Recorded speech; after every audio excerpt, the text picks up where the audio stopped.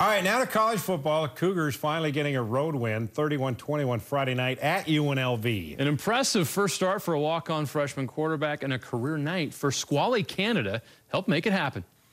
They'll bring four. Stanton picked off, held on to St. Anderson.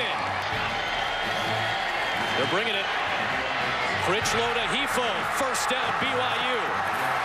And Hefo with a nifty move towards the pylon. Touchdown Cougars! This time Thomas trying to stretch. And he's rolled short again. Run across the goal line before his knee was down. Therefore, it's a touchdown.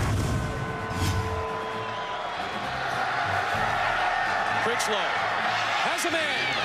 It's caught by Hefo, but was he in bounds? They're going to say touchdown.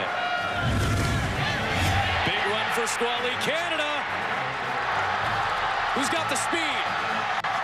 Squally inside the 15-yard line of UNLV. Canada. Touchdown BYU. Excellent start to half number 2. Offenses. Gets away from Dadashtian. Critchlow throws a block, and it turns into a 1-yard gain. Stanton.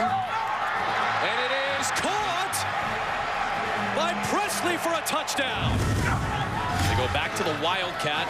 Austin Kofensis, open lane touchdown. And this game turns in UNLV's favor. Over the middle to Boyd. Touchdown Rebels, and they're right back in it. Turn around, get an onside. A 2-score game, no timeouts now for Stanton and the Rebels, and that'll do it. Fred Warner will take it inside the 5 and seal the deal for BYU.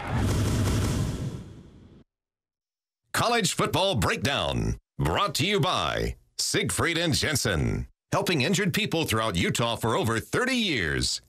All right, the guys are here. Christian Cox, former Ute, David Nixon, former Cougar, to break this one down for us. It's amazing what happens to an offense when you have an effective run game and a quarterback that doesn't turn the ball over. We're breaking down a W. That's all I care about. We're breaking down a win. Phil's going to come in here and break down a win. And, you know, it really was. It was an efficient game all around by Squally Canada, by Joe Critchlow. And I love that Critchlow came in, and he's a true freshman. He was off his mission just 5 months ago. And he comes in, you can tell he's poised. He's ready to take the reins. 14 of 22 for 160 yards. Nothing too glamorous, but he got the job done. But not only that, this kid's a walk-on, guys. Like, he's not a scholarship player. And the type of plays he made in this game aren't walk-on material or freshman quarterback. His pocket presence, his delivery is very deliberate. That's what I saw in him making these throws. And this catch to Oliva Hefo was incredible to get them up and get a big lead. And at first they ruled this incomplete. They go back and review it. His foot gets in. This was one of those plays that you watch Critchlow and BYU fans start to get excited. They start to have some hope that moving forward, you have a quarterback that you can rely on. And Hefo goes in there and makes a great play. This was a big game-changing play, and really a confidence booster for Critchlow moving forward. And the same thing here, right? He's utilizing his best player in Bushman as receiver. And looking at this receiving core, they're very young. Bushman's just a freshman, but break down this a little bit more on the Tampa, too. This is a great defensive recognition. You understand you have 2 high safeties, a flat corner, so it's cover 2.